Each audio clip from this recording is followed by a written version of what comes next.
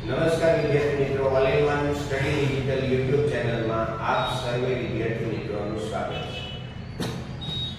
જવાહર નવોદય પ્રવેશ પરીક્ષા આપણે ગણિત વિષયને આજે આ વિડિયોમાં જોવાનો છે। ત્રીજું પ્રકરણ પૂર્ણાંક સંખ્યાઓ આપણે પૂરી કરી બીજા ચેપ્ટરમાં। ત્રીજું ચેપ્ટર છે અપૂર્ણાંક સંખ્યાઓ અને તેના પરની ચાર મૂળભૂત ક્રિયાઓ। આપણે આ પ્રકરણનો વિસ્તારથી અભ્યાસ કરવો છે ત્યારે સૌપ્રથમ અપૂર્ણાંક સંખ્યાઓ વિશેની આપણે માહિતી લઈ લઈએ। અપૂર્ણાંક સંખ્યા એટલે કોઈ પણ સંખ્યાનો કેટલામો ભાગ એવું દર્શાવે છે। અપૂર્ણાંક સંખ્યા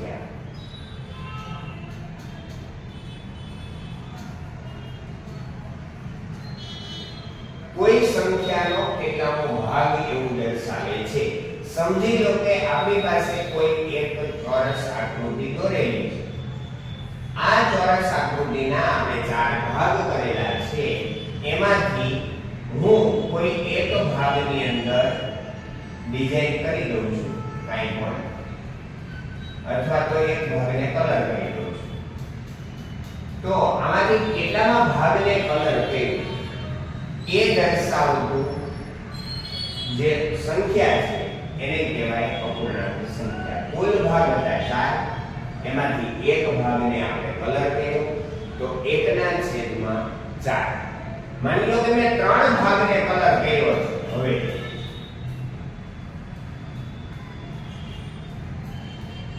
તો 4 ભાગ હતા એમાંથી 3 ભાગમાં કલર કર્યો એટલે કે 3/4। ઉપરની જે સંખ્યા છે એને અંશ કહેવામાં આવે છે, નીચેની જે સંખ્યા હોય એને છેદ કહેવામાં આવે છે। આ અપૂર્ણાંક સંખ્યાની નાની માહિતી હતી। અપૂર્ણાંક સંખ્યાઓ વિશે આપણે વધારે વિસ્તૃત ભણીએ તો અપૂર્ણાંક સંખ્યાઓ છે એના છેદના આધારે બે પ્રકાર પડે છે। સમછેદી અપૂર્ણાંક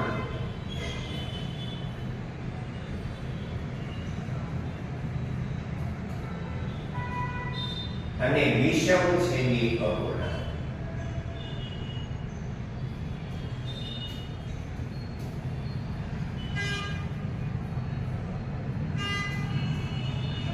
સમછેદી અપૂર્ણાંક કોને કહેવાય? તો જે અપૂર્ણાંક સંખ્યાના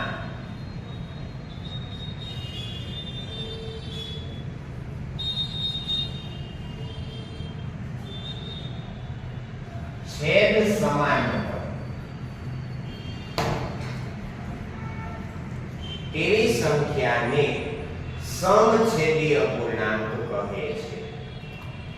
જેમ કે આપણી પાસે વિદ્યાર્થી મિત્રો બે ત્રણ સંખ્યાઓ જોઈએ જે ઉદાહરણ સ્વરૂપમાં આપી છે કે 5/7, 9/7, 8/7।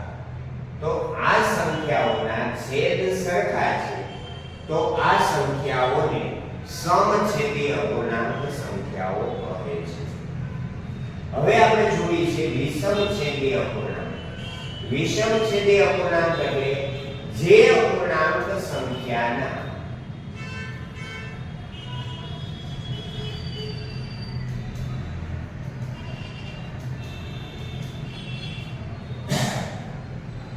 છેદ સમાન ન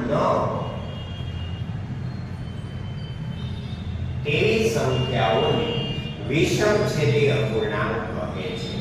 અહીંયા આપણી પાસે કોઈ સંખ્યા આવી છે જેમ કે 5/7, 11/16, 3/9 આવી જે સંખ્યાઓ છે આની અંદર છેદ સમાન નથી તો આવી સંખ્યાઓને વિષમછેદી અપૂર્ણાંક કહેવામાં આવે છે। જે સંખ્યાઓના છેદ સમાન હોય એને સમછેદી અપૂર્ણાંક, જે સંખ્યાઓના છેદ સમાન ન હોય તેવી સંખ્યાઓને વિષમછેદી અપૂર્ણાંક કહે છે। આ એના ઉદાહરણ છે. હજુ આપણે અપૂર્ણાંક સંખ્યામાં થોડું આગળ વધીએ તો અપૂર્ણાંક સંખ્યા છે એના 3 પ્રકાર પડે છે. અપૂર્ણાંક સંખ્યાના 3 પ્રકાર પડે છે. શુદ્ધ અપૂર્ણાંક, અશુદ્ધ અપૂર્ણાંક અને મિશ્ર અપૂર્ણાંક. પહેલા આપણે જોઈ લઈએ અશુદ્ધ અપૂર્ણાંક.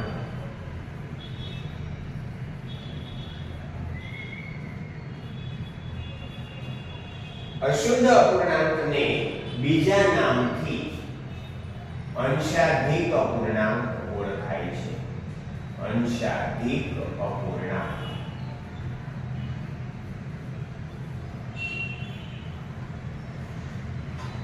અહીંયા આપણે એવું આપવામાં આવ્યું છે અશુદ્ધ અપૂર્ણાંક અથવા તો અંશાધિક અપૂર્ણાંક.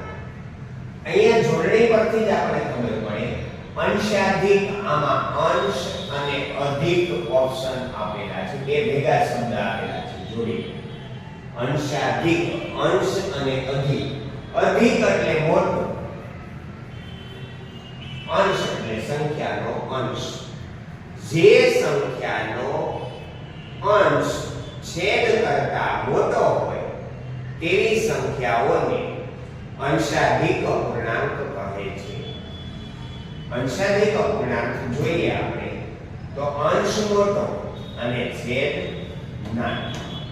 અંશાધિક અપૂર્ણાંક અથવા એને બીજા નામથી ઓળખાય અશુદ્ધ અપૂર્ણાંક. ફરી એક વખત વિદ્યાર્થી મિત્રો, જે સંખ્યાનો છેદ કરતા અંશ મોટો હોય તેવી સંખ્યાને અંશાધિક અપૂર્ણાંક સંખ્યા કહે છે. અહીંયા આપણી પાસે અંશ મોટો છે અને છેદ નાનો છે. શુદ્ધ અપૂર્ણાંક બીજો પ્રકાર છે શુદ્ધ અપૂર્ણાંક અથવા એને કહેવાય છેદાધિક અપૂર્ણાંક.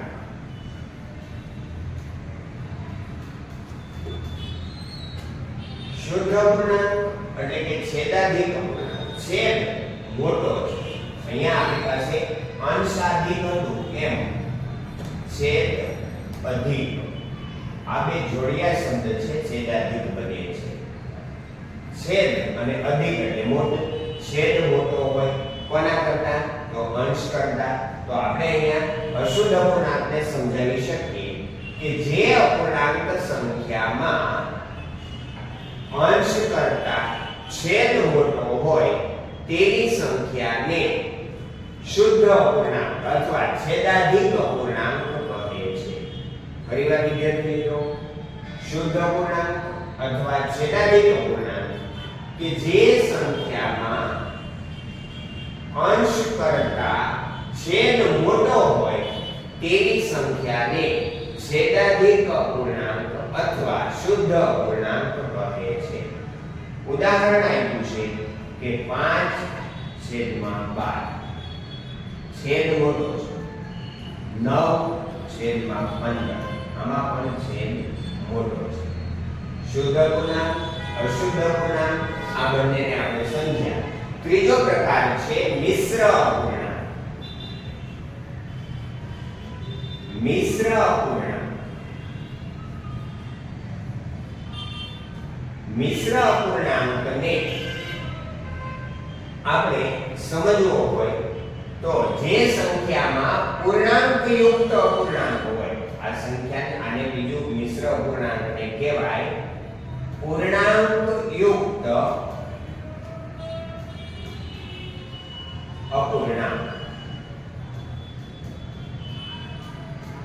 પૂર્ણાંક યુક્ત અપૂર્ણાંક એટલે કે મિશ્ર અપૂર્ણાંક જેમાં એક સંખ્યાનો ભાગ છે એ પૂર્ણ છે અને બાકીનો ભાગ છે તે અપૂર્ણ છે. આને આપણે આવી રીતે લખી શકાય 2.1/3. અહીંયા મતલબ છે કે આ બે પૂર્ણ સંખ્યા છે, 1/3 એ અપૂર્ણાંક સંખ્યા છે. એટલા માટે આ સંખ્યાને પૂર્ણાંક યુક્ત અપૂર્ણાંક કહેવામાં આવે છે અથવા તેને કહેવાય મિશ્ર સંખ્યા. બીજી કોઈ સંખ્યાનું ઉદાહરણ આપણે લઈએ કે 7.2/9. તો આ એક મિશ્ર સંખ્યા કહેવાય, મિશ્ર અપૂર્ણાંક સંખ્યા છે. અંતે મિશ્ર અપૂર્ણાંક જે છે એ હોય કેવો? અશુદ્ધ અપૂર્ણાંક જેવો. જો એનું સાદું રૂપ આપીએ તો આપણને ખબર પડે કે 9 + 63 / 65 / 9, એટલે કે આમાં અંશ મોટો છે. તો એ હોય શું? અશુદ્ધ અપૂર્ણાંક હોય અથવા અંશાદિક અપૂર્ણાંક હોય, પણ એને મિશ્ર સ્વરૂપમાં ફેરવીએ એટલે એ થઈ જાય પૂર્ણાંક યુક્ત અપૂર્ણાંક. આટલી સમજ મેળવીએ છીએ વિદ્યાર્થી મિત્રો. અપૂર્ણાંક સંખ્યાઓ અને તેના પરની 4 મૂળભૂત ક્રિયાઓ આપણે જોઈ છે. ત્યારે આટલી બાબત આજના વિડિયોમાં કરાવી એટલી દરેક વિદ્યાર્થી મિત્રો કમ્પ્લીટ કરી રાખશો, જેથી કરી અને આના દાખલા આવશે તો દાખલા ગણવામાં આપણને સરળતા પડે. એટલા માટે આપણે થોડી થિયરીને સમજવાની જરૂર છે. અને થિયરી સમજ્યા પછી એક પછી એક આપણે દાખલાઓનું સોલ્યુશન કરશું. તો દરેક દાખલાઓને સમજવા માટે આપણે એક વિડિયોને ધ્યાનથી જોતા રહેશો, જેથી કરી અને આપણો એક પણ વિડિયો જો તમે મિસ કરશો તો આગળના ચેપ્ટરમાં આગળ કેમ વધવું, આગળના વિડિયો જોશો તો એ વિડિયો અને એની આગળનો વિડિયો વચ્ચેનો વિડિયો બ્રેક થશે તો તમને આખું ચેપ્ટર સમજવામાં થોડી મુશ્કેલી ઊભી થશે. એટલા માટે એક પછી એક બધા જ વિડિયોને કન્ટિન્યુ જોવાનું રાખવું અને એના માટેનો યોગ્ય ટાઈમ શેડ્યુલ ફિક્સ કરી રાખવો, જેથી કરી અને તમને ખ્યાલ આવે કે સરનો વિડિયો આવી ગયો છે તો આપણે આ સમયે જોવાનો છે. તો એ સમય તમે ફાળવતા રહેશો. 10 થી 15 મિનિટ, વધીને 20 મિનિટ આપણે સમય એમાં ફાળવવાનો છે અને પછી એની થોડી પ્રેક્ટિસ કરતી રહેવાની છે, જેથી કરી અને આપણો જે કંઈ અભ્યાસક્રમમાં આગળ વધીએ છીએ એ અભ્યાસક્રમના બધા જ વિડિયો કન્ટિન્યુ આવ્યા કરે અને તમારી તૈયારી આગળ થયા કરે. નવા વિડિયોની અંદર ફરીવાર મળશું. અપૂર્ણાંક સંખ્યાઓ અને તેના પરની મૂળભૂત 4 ક્રિયાઓને લઈ અને એના દાખલાઓ વિશેની સમજૂતી લઈને. ત્યાં સુધી દરેક બાળ મિત્રોને જય શ્રી કૃષ્ણ.